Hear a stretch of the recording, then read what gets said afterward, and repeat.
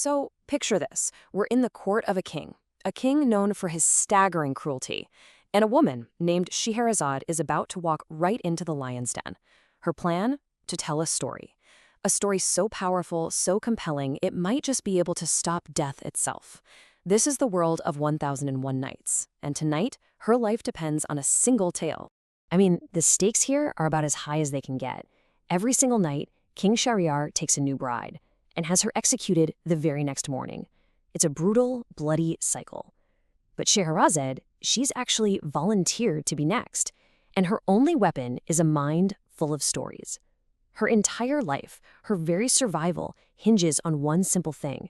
Can she spin a tale so good that the king just has to keep her alive to hear how it ends? All right, so the moment of truth arrives.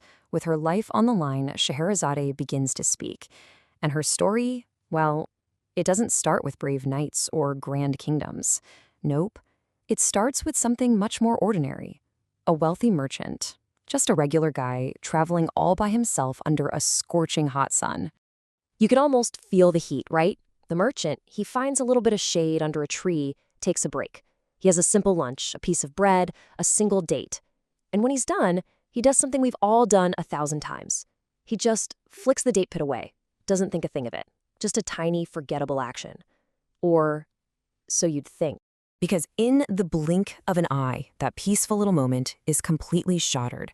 A huge column of smoke just erupts from the ground, twisting and solidifying into this monstrous Jinni. We're talking colossal, terrifying, with a massive sword already drawn, ready to do some serious damage. And the Jinni's first words are just chilling. He roars at this poor merchant, "Get up, because I'm about to kill you, just like you killed my son."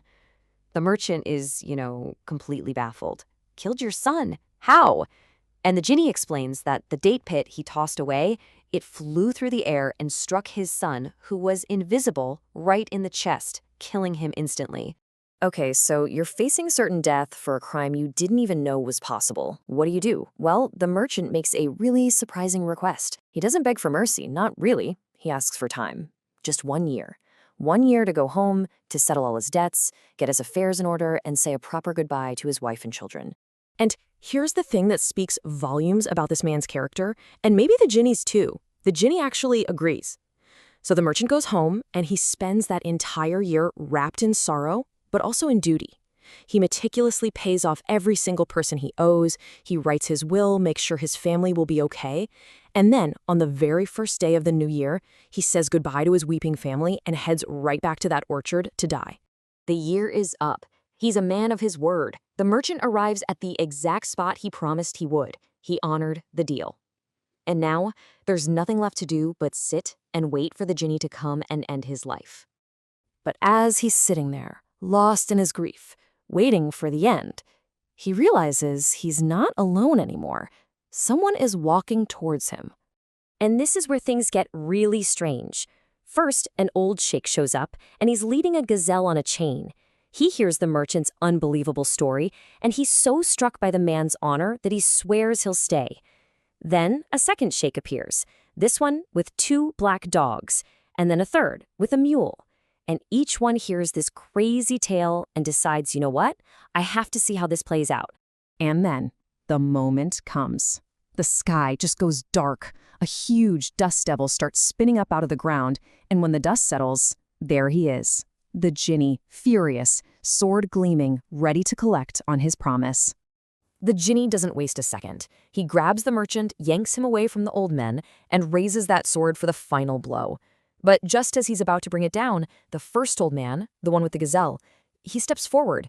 Now get this. The sheikh makes the most incredible bet. He basically wagers a story against a life. He says, hey, listen, let me tell you my story. And if you think it's even more amazing, more strange than what happened to this merchant, you have to spare 1/3 of his life. The Jinni, clearly intrigued, actually agrees to the deal. And so, with a man's life literally being bargained for, piece by piece, the old sheikh looks at the Jinni, gives a nod to the gazelle beside him, and he begins his own incredible tale. He starts by saying this gazelle isn't an animal at all. She is his cousin and his wife of 30 years. For all that time, she couldn't give him a child, so he took a concubine who finally gave him a wonderful son. But his wife, his cousin, she had a secret. She knew witchcraft, and her heart was absolutely consumed by a bitter, poisonous jealousy. Well, the sheikh had to go away on business for a whole year, and that was the opening his wife had been waiting for. With him gone, she used her dark magic to do the unthinkable.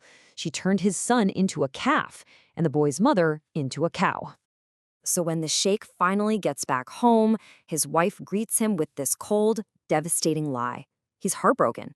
He spends the next full year just grieving for the family he thinks he's lost forever. A year later, as the great feast of the sacrifice comes around, the sheikh, completely unaware, is about to make things so much worse. He tells his shepherd to bring him the fattest cow they have for the ritual slaughter. And of course, the shepherd brings him the enchanted concubine. As the sheikh gets his knife ready, the cow just starts moaning and crying with this incredibly human-like sorrow. For a second, he feels this weird pang of pity, but he shakes it off and has the shepherd kill the cow anyway. But the meat turns out to be worthless, so he tells the shepherd, "Fine, bring me a fat calf instead." And you know who the shepherd brings back? He returns with the sheikh's own son. And the second this little calf sees the sheikh, it breaks its rope. It runs right up to him, starts rubbing its head against his legs, and crying with this deep, profound grief that just pierces the sheikh's heart. Something inside him just stops. He looks at the shepherd and says, "Take this one back, let it be."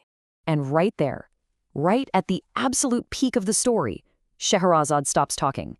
Just like that, she goes completely silent. Because the first rays of sunlight are starting to stream through the window. Her time is up. But the trap has been sprung. It worked. King Shahryar is completely on the edge of his seat. He's thinking, wait, what happens to the calf? Does the sheikh ever figure out it's his son? And what about the merchant and the Jinni? He's so desperate to know how it all turns out that he simply cannot kill her. Not today. He has to let her live at least for one more night. So now we are left in the exact same spot as the king, totally caught up in these nested stories, hanging on a massive cliffhanger. A story has successfully bought another 24 hours of life. But the ultimate fate of the merchant, the sheikh, and of course Scheherazade herself, that's all still up in the air. Which leaves us with the big question: what on earth happens next?